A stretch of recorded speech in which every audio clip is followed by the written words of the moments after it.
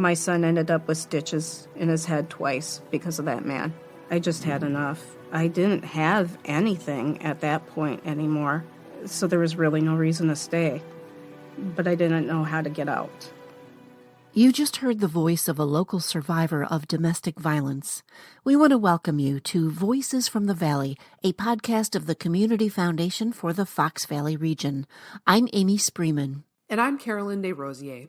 This episode may be difficult to hear. Our hope is that we can have a conversation about domestic violence and abuse. It happens to people you and I might know, to people in our neighborhoods, in our schools and churches, in our workplaces. And sadly, I'm sure it has happened to some of our listeners. So please, take good care. And if domestic violence is a sensitive topic for you, you may want to skip this episode. We're talking about this topic because there is help and there is hope. Domestic abuse is more than what we might think. It is a pattern of behaviors where one person exerts control and power over another in a relationship. It happens to people in all races, ages, religions, economic status, and so on. Anyone can be a victim or a perpetrator of domestic violence. Let's listen to a few more voices of survivors from our area. And I talked back, and I got beat up many, many times. I actually have a scar in my knee from one day when I was on the phone with a classmate talking about a school project. And my drunk dad told me to hang up the phone, and I didn't. My dad pulled the surface-mounted PVC pipes off the wall, and he beat me with them, while my friend from school listened on the other end of the line. We were together for only about 8 months, and then one night we got into a fight, and he became extremely physically abusive. So the cops were called, and when the cops came, they arrested my ex-partner and took him off, and then I was put into an ambulance and taken to the hospital. I was afraid he would find me. He said he'd kill me if I ever left him. He even told me how. He started target shooting, and he showed me the gun. And he put the target on my side of the bed. And he would do this every week. Look how good I'm getting. I didn't think I would see another birthday. These are the voices from video soundbites and shared with permission from Harbor House Domestic Abuse Programs, a nonprofit organization we partner with closely. Harbor House is a partner agency of the United Way Fox Cities, and for 30 years it has been committed to understanding the breadth of domestic abuse and victims' evolving needs in the Fox Valley. There are also other important domestic violence and sexual assault programs that serve our whole 4.5 county region, and we're going to include links where you can learn more about these organizations in our program notes. Each year, Harbor House serves more than 1,600 children and adults. However, the number of domestic abuse cases in our area has exploded in the past 18 months, and we wanted to find out why. You might guess that the COVID pandemic would be a part of the reason, and you would be right. The pandemic has also impacted resources. We want you to hear firsthand from Harbor House about these trends. We asked our own Jenny Krakava, Community Engagement Manager here at the Community Foundation, to join us and facilitate the conversation. Here's what we talked about.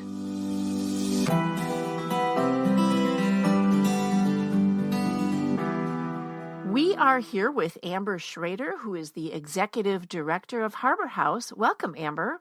It's so good to be here. Thank you for having us. Thanks, Amber. And we also have Christy Coonan, Senior Manager of Support Services at Harbor House. Thanks for joining us, Christy. Thank you, Amy. And of course, we have Jenny. Jenny, thank you for being part of this conversation. You worked for Harbor House before joining the Community Foundation, and you continue to work closely with the organization in your work with us. Can you let our listeners know about your role at the Community Foundation and our partnership with Harbor House? Thanks, Amy. Yes, I had the privilege of working at Harbor House for 6 years before joining the community engagement team here at the foundation. And it was actually through my development role at Harbor House that I connected with the Community Foundation that has a long history as a committed funding partner of Harbor House and the many programs they offer. So now I manage a number of competitive grant cycles here at the foundation, including the Basic Needs Giving Partnership, which over the years has funded a number of initiatives, including a current 3-year grant that's supporting capacity building for their legal advocacy service. So the healing work that happens at Harbor House is very close to my heart, and I'm grateful to be facilitating this conversation with Amber and Christy today. So let's start with you, Amber. Can you share a little bit about Harbor House, who you serve, and the difference you make in the Fox Valley? Yes, Harbor House is a singular agency for domestic violence in Calumet and Outagamie counties. It is a myth that we only serve women here and women and children. We serve anyone experiencing domestic violence. 1 in 7 people will experience domestic violence. And I think the other thing that's important to talk about right off the bat is that domestic violence is not just someone hitting somebody. It is a pattern of power and control, and it can often never be seen. It's not physical, and nor can you see a bruise. It can be financial or emotional or manipulation and all sorts of things. So don't ever doubt that this can be happening to you because you're not being hit. Christy, what else can we talk about that we do here? I think we're really good too at connecting with family and friends of individuals who may be involved in abusive relationships. Providing support services to those individuals is critical because you may be someone who knows someone in an abusive relationship too, and you're not sure. How do I help this person? How do I support them?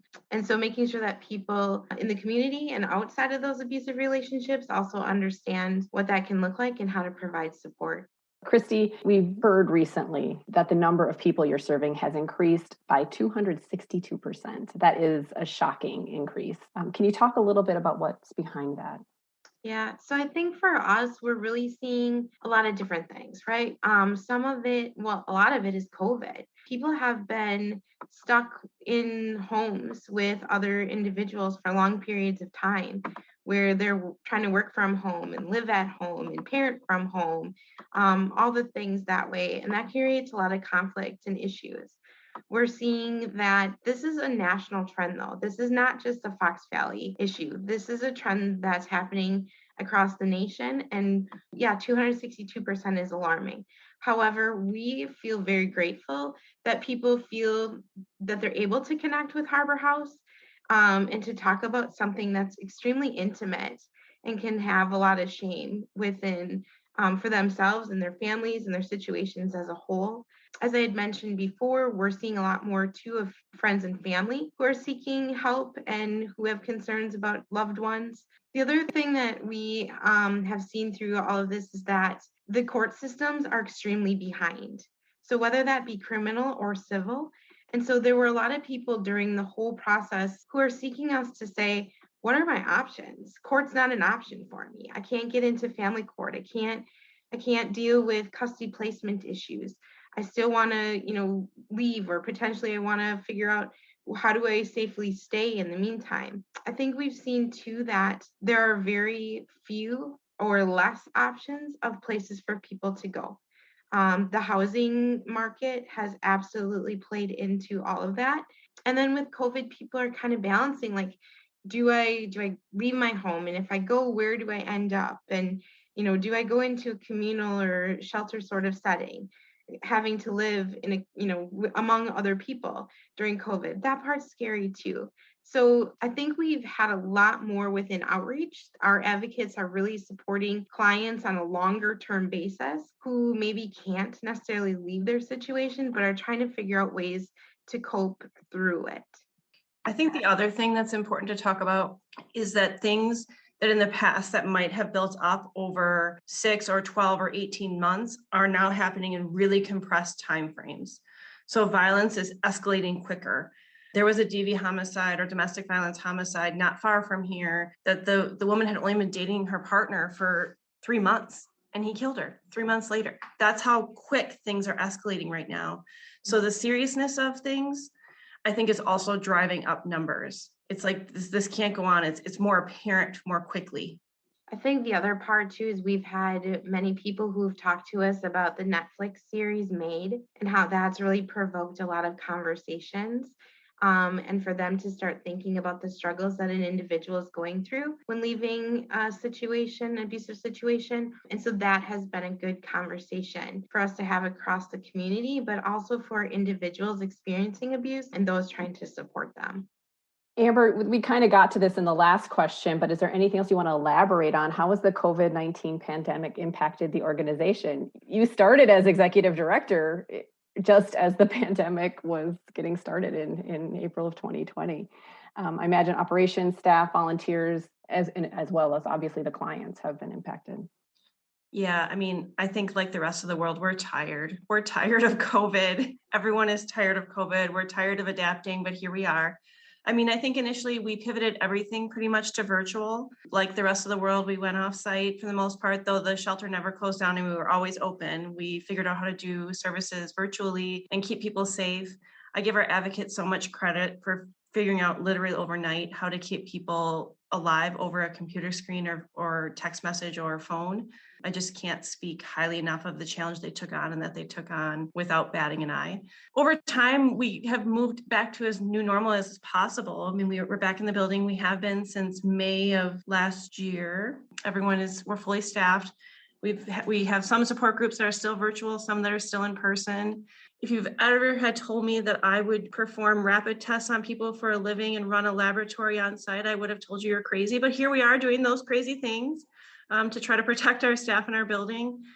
We've had big conversations about masking, and it's not political here. It's about people are coming home at the end of the day, and should they wear a mask when they come home and go in the kitchen? And what does that mean from a trauma-informed perspective? And how do we make sure this still feels like home and keeping people safe? So that's the kind of stuff we talk about here at Harbor House. We have an awesome group of core volunteers that came back with the majority of staff in the summer of last year and have hung with us, and they've taken on the same risk that staff takes every day. And they do things like stock our food pantry or our kitchens from the food pantry and keep our donations organized and run all over the place to pick up donations. And we're out of water. Can someone go to Aldi? And they do that. So we have just an awesome group of core volunteers that support us in those ways, as well as by answering phones at the front desk and helping us with walk-in clients and all sorts of things. They are critical. And when we've had staff shortages because of quarantines for COVIDs and things, our volunteers have really made sure that we have been able to maintain services here. So much like everybody, we just keep adapting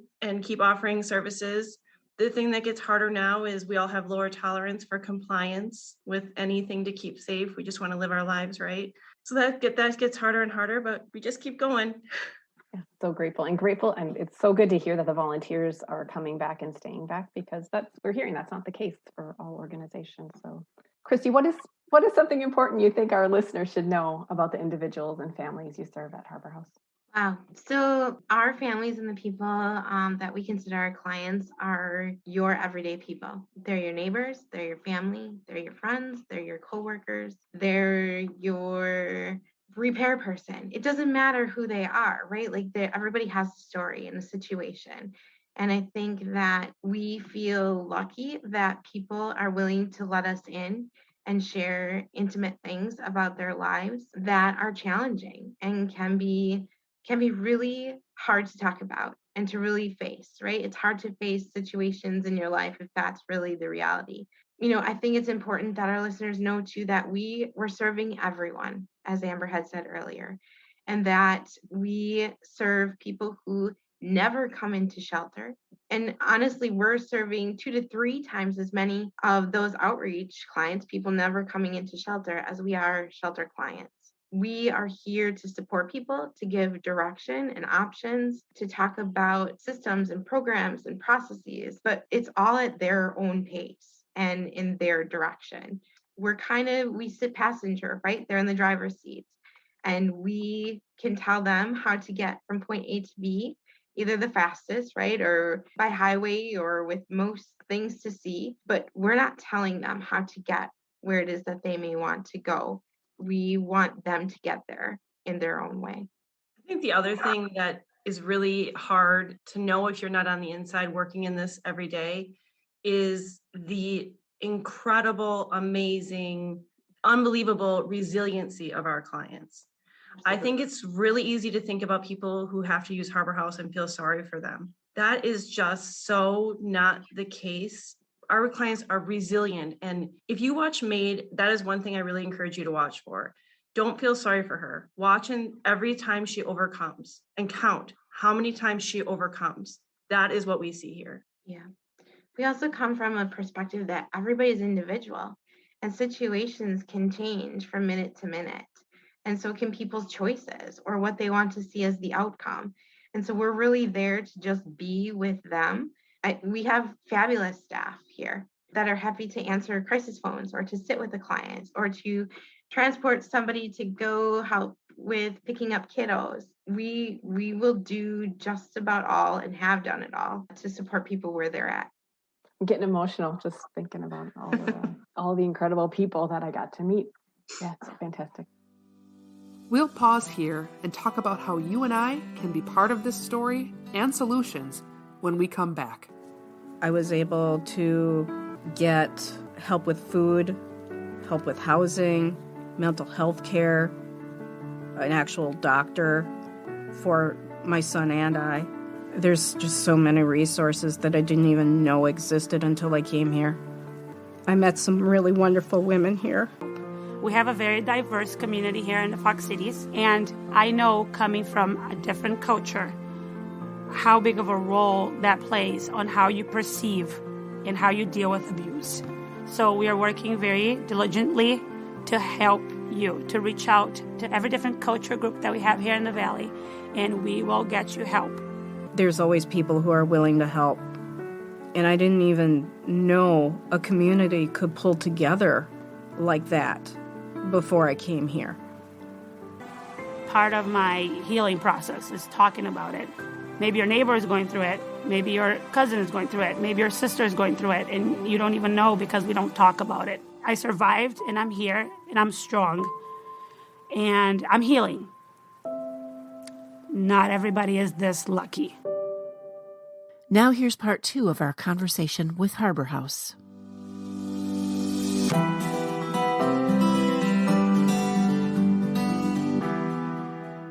Amber, we've heard you talk before about wanting to shift to a community response to violence. Can you talk about what that is and why you think a different approach is needed? One of the things that I see every day here is, for as much as we can help one person, and with lots of time and effort and energy, which we're happy to do, we've helped that one person, 20 more people have walked through the door that are experiencing domestic violence. So when we talk about a community response to violence, we talk about what do we do that gets to the root cause of violence and provide services around that. What do we do as a community that says we no longer tolerate violence as an option? It is not a choice that our community will tolerate.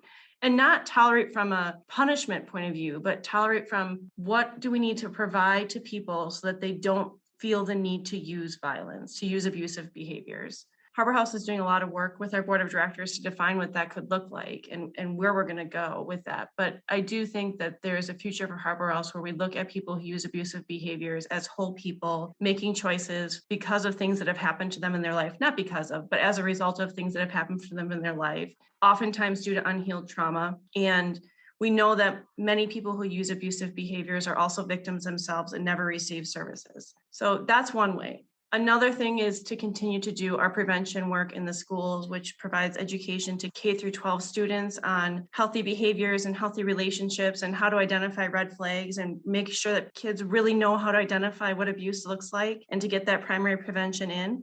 And then also to educate our community and have those conversations. Domestic violence is not something people enjoy talking about. Still very taboo in 2022. When we go to events and have our booth set up, the number of side eyes that we get because people are afraid to come talk to us because what will people think is still, it's almost comical. I mean, for lack of any better word, I know it's just intimidating for people to talk to us. So we've really been talking about how do we open up this conversation and make this something that is just something we talk about. It's just normalized. It's just something we discuss and we think about it and we talk about it openly, because when we do that, then people can get support. Our outreach advocates are also working very hard to be in the community and to create awareness and connections with everyday people and businesses and events and locations so that people don't have to feel so side-eye, right, about Harbor House being at things. I'm imagining our listeners are really concerned with this increase in demand for services that we talked about earlier. What can they do to support Harbor House or get involved in some way to start engaging in that community response to violence? Amber, Christy, either of you or both of you, would love for you to chime in on this one. So the first thing that I would encourage people to do is just to talk about it. The more we talk about it, the more we can empower people to get support, whether those people are using abusive behaviors or whether you're experiencing domestic violence yourself. You can get support if we talk about it and normalize it. We know 1 in 7 people and 1 in 3 women are experiencing domestic violence. You know somebody who is either using abusive behaviors or experiencing domestic violence. You know somebody. So if you know somebody, that means we need to talk about it. It doesn't have to be hard. Go on our Facebook page and share some of our posts about our resources. It doesn't have to be complicated. It doesn't have to be a hard conversation. Listen to this podcast. There's also Lunch and Learn webinar series on our Facebook page about our services. That's really helpful. Obviously, we would love any donations and support in that way. And we take donations both financially and in terms of in-kind things that we use to run shelter. And you can learn more about that on our website as well. And if you find yourself in a position where either you are experiencing abuse or you think you know somebody who is experiencing abuse, please don't hesitate to pick up the phone and give us a call. That's why we're here. We are 100% completely confidential. Nobody will know that you called. There's no shame in needing the help and the support. Yeah, I think too, we can be quick as people to jump to trying to understand or create reasons about why people make the choices that they do, or try to understand their lives when in fact there are plenty of times we absolutely don't know. We will never know. We've not experienced it. And so I think part of that too is for us to be able to slow things down and maybe ask some more questions. And if you are struggling with what those questions might be or what to do in those situations, contact us. We can absolutely have a conversation to look at it further. Well, Jenny, Amber, and Christy, thank you for this important discussion. And I want to give out the website for Harbor House. It's www.harborhousewi for Wisconsin, so harborhousewi.org. And we really appreciate this time that you've taken with us and helping us to tell us how we as a community can shift our thinking and how we can get involved to break the stigma of this kind of abuse. We'll have all those links in our episode notes today. We'll be right back.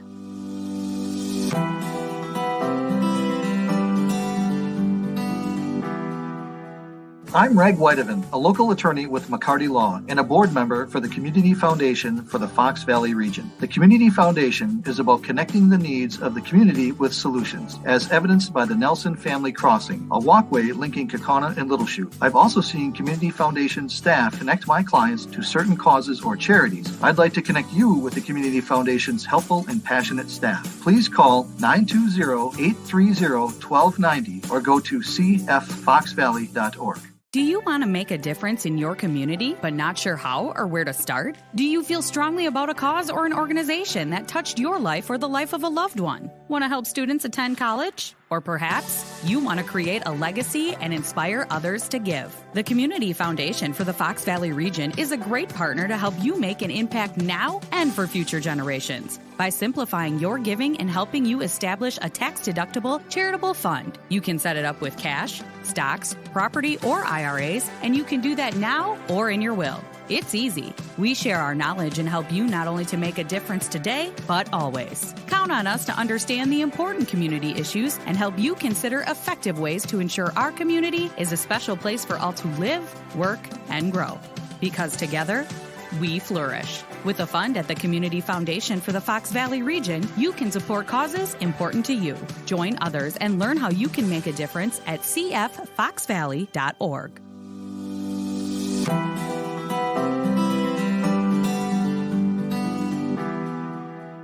As you've heard today, there is hope and there is help. If you need to find resources or somewhere safe, please call the U.S. National Domestic Violence Hotline at 1-800-799-7233, and for the Hard of Hearing, TTY, 1-800-787-3224. We are glad you joined us for this episode of Voices from the Valley and grateful for the chance to hear from survivors and from our nonprofit partners working on the ground, making a difference every day. Thanks for listening and for thinking about conversations you might want to have around this topic. You can subscribe to this podcast and get all of our episodes delivered to you on demand. Just go to our website, cffoxvalley.org. Look for the podcast link on our homepage, click on Podcasts, and get Voices from the Valley delivered to your computer or smart device. We'll see you next time on Voices from the Valley, a podcast of the Community Foundation for the Fox Valley region.